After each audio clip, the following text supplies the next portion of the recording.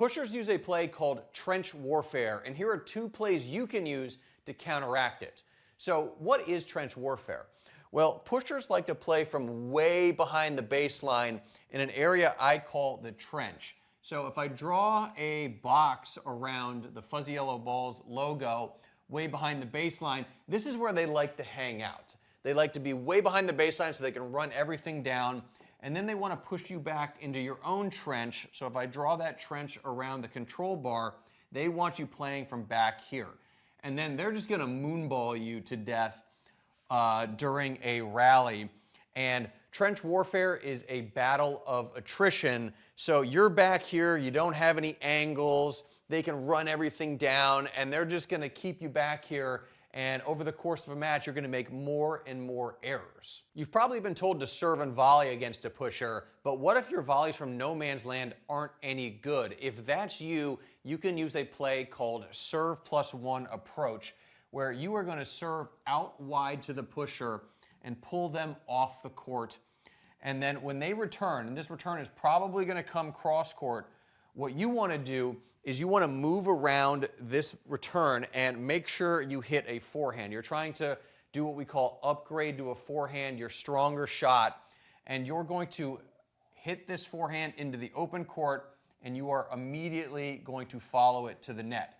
So the pusher, what you're doing is you're forcing them into a running backhand passing shot. So what's most likely to happen is you will get a lob that you can then put away and keep these points super short so that they're not able to just retreat back into the trench and play where they want to play from. Now, you're not always going to get a lob. Sometimes they're going to hit a passing shot.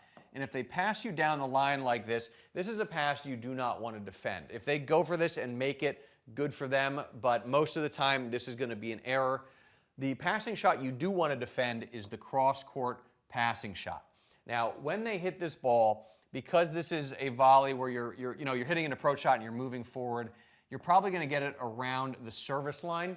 So the volley to the open court actually often isn't the best volley because it's tough to put this thing away, and the pusher is going to be able to track it down. They tend to be pretty quick, and then they'll get a look at another passing shot, and if their forehand is their stronger passing shot, that obviously is not great for you.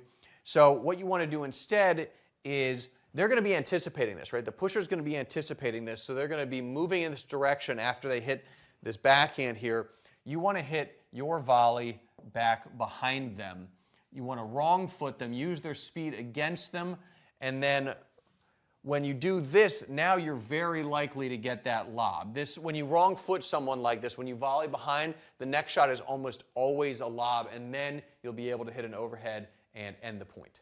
So the next play is out of the singles playbook. It's called the rip and charge. And if you are the type of tennis player who obsesses over your technique, how you hit your forehand, your backhand, and your serve, and you spend zero time focused on your strategy, and then you go out and you lose to a player you should beat, player who doesn't hit the ball nearly as well as you do, then after this strategy, you should check out the singles playbook. There's a link down in the description, because we show you how to beat the 7 most common types of opponents: the pusher, the counterpuncher, aggressive baseliner, serve and volleyer, Dr. Feelgood, it's like a junk baller, the all-court player, and the southpaw, that's the lefty like me. So let's go to the pusher section inside the playbook. Here is the rip and charge, and let's walk through it. So the pusher's going to hit a serve, and you are going to rip your return right back at them and then follow your return to the net. And we're going to see Alcaraz do this in a hot second.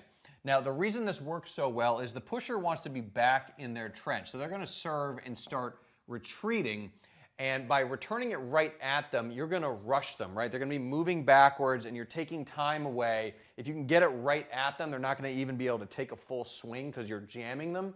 And so they're not going to be able to hit a coherent passing shot when they are moving backwards and you've handcuffed them.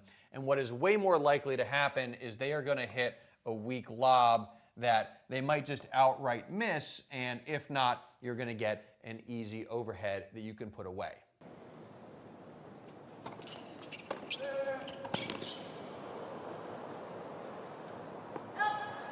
So I got one more play I want to show you. It is a play called home base. So this one is perfect for playing smart, aggressive tennis. How do you limit your errors and still play your game, go for and make your shots and hit winners? So to check it out, just click the link below. It'll take you to a page where there's a video explaining how to do the play.